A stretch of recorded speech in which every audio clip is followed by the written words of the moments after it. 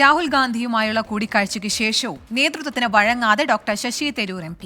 ഡേറ്റയുടെ അടിസ്ഥാനത്തിലാണ് തന്റെ ലേഖനമെന്നും വസ്തുതകളുടെ അടിസ്ഥാനത്തിൽ മാത്രമേ സംസാരിക്കാറുള്ളൂവെന്നും ശശി തരൂർ പറഞ്ഞു. വേറെ ഡേറ്റ കിട്ടിയാൽ നിലപാട് മാറ്റാമെന്നും ശശി തരൂരിന്റെ പരസ്യ പ്രതികരണം. നോക്ക്, ഞാൻ ആ ഡേറ്റ സൈറ്റ് ചെയ്ത സോഴ്സസ് ഒക്കെ ആർട്ടിക്കിളുണ്ട്. ഇനി വേറെ സോഴ്സസിൽ വേറെ ഡേറ്റ ഉണ്ടെങ്കിൽ അത് കാണാൻ തയ്യാറാണ് ഞാൻ. നിങ്ങൾക്കറിയാം, ഞാൻ എല്ലാം ഒരു അടിസ്ഥാനത്തിലേ എഴുതുള്ളൂ.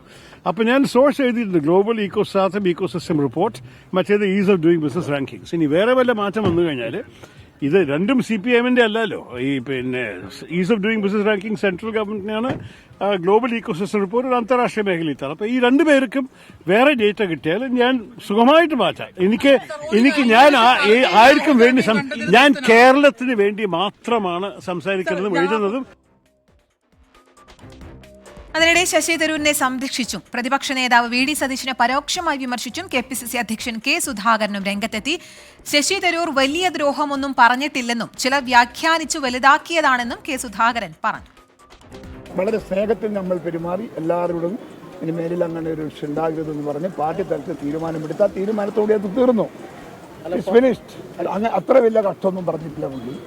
അതിന് മാത്രമുള്ളൊരു ദ്രോഹമൊന്നും അതിൽ ചെയ്തിട്ടൊന്നുമില്ല. അതിലൊന്നും നിങ്ങൾ എന്നാ പറയുക, വ്യാഖ്യാനിച്ച് അത് ഞങ്ങൾ കടലിലോട്ട് കൊണ്ടുപോകാണ്. അത് തീർന്നു. അവിടെ നിർത്താൻ പറഞ്ഞത് എല്ലാവരോടും നിർത്തി. എല്ലാവരും അത് അദ്ദേഹം പോകുന്നില്ല, അതിനെപ്പറ്റി ബേജാറുന്നതാണ്. അതേസമയം DYFI പരിപാടിക്ക് ശശി തരൂർ ആശംസ അറിയിച്ചത് പുതിയ ചർച്ചകൾക്കും ഇടയാക്കിയിട്ടുണ്ട്. വിവരങ്ങളുമായി വിനീത VG ഉണ്ട് ഡൽഹിയിൽ നിന്ന്. വിനീത, ഈ വിഷയത്തിൽ ആകെ മൊത്തം കുഴഞ്ഞുകിടക്കുകയാണ്. ശശി തരൂർ തന്റെ നിലപാടിൽ നിന്നും ഒരു തരത്തിലും മാറ്റമില്ലെന്ന് പറയുന്നു, മാറില്ലെന്ന് പറയുന്നു. K സുധാകരന്റെ ഉളിയമ്പ് അതിനിടയിലൂടെയുണ്ട്. VD സതീശനെ പരോക്ഷമായി വിമർശിച്ച് ശശി തരൂരിന്റെ വിഷയത്തിലൊന്ന് മയപ്പെടുത്തി K സുധാകരന്റെ പ്രതികരണം കൂടെ വന്നിരിക്കുന്നു. ഇനിയിപ്പോൾ കോൺഗ്രസിന്റെയും ഹൈക്കമാൻഡിന്റെയും നീക്കം അത് ഏത് രീതിയിലായിരിക്കും? ശശി തരൂരിന്റെ നീക്കങ്ങൾ അവർ ഏത് രീതിയിലായിരിക്കും ഇനി വിലയിരുത്തുക? വിനീത.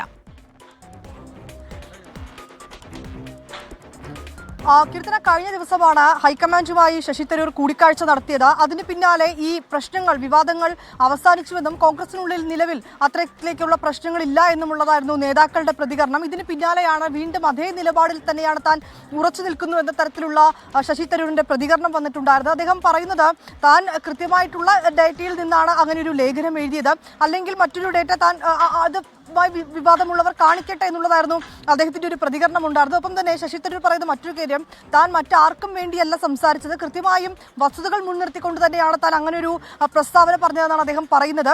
അല്ല എങ്കിൽ ഈ കൃത്യമായിട്ടുള്ള ഡേറ്റ കാണിക്കട്ടെ എന്നും അദ്ദേഹം പറയുന്നുണ്ട്. താൻ കേരളത്തിന് വേണ്ടിയാണ് സംസാരിച്ചത് എന്നുള്ളതാണ് ശശി തരൂർ പറയുന്നത്. അതായത് ഇന്നലത്തെ ആ കൂടിക്കാഴ്ചയ്ക്ക് ശേഷം വീണ്ടും ഇപ്പോഴും അതേ നിലപാടിൽ തന്നെ താൻ ഉറച്ചു നിൽക്കുന്നു എന്നുള്ളത് തന്നെയാണ് ശശി തരൂരിന്റെ പ്രതികരണം വ്യക്തമാക്കുന്നത്. ഇതിന് പിന്നാലെ ഇപ്പോൾ നമുക്ക് രമേശ് ചെന്നിത്തലയുടെ ഒരു പ്രതികരണം ലഭ്യമായിട്ടുണ്ടായിരുന്നു. അതിൽ ചെന്നിത്തല പറയുന്നത്, നിലവിൽ അത്തരം വിഷയങ്ങളൊന്നും വിവാദമാക്കേണ്ട ഒരു സാഹചര്യമില്ല. കോൺഗ്രസ് നിലവിൽ സർക്കാരിനെ മറുപക്ഷത്ത് നിർത്തിക്കൊണ്ട് സർക്കാരിനായിട്ടുള്ള ഒരു യുദ്ധവുമായി മുന്നോട്ട് പോവുകയാണ്.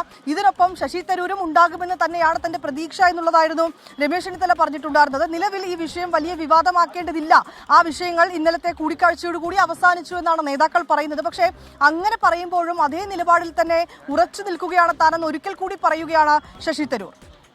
അത് തന്നെയാണ്. വിനീത VG ആണ് വിവരങ്ങൾ നൽകിയത്. ഇന്നലത്തെ കൂടിക്കാഴ്ചയോടുകൂടി വിഷയത്തിലൊരു അവസാനം ഉണ്ടാകുമെന്ന് പ്രതീക്ഷിച്ചെങ്കിലും ശശി തരൂർ തന്റെ നിലപാടിൽ മാറ്റമില്ലാതെ തുടരുകയാണ്.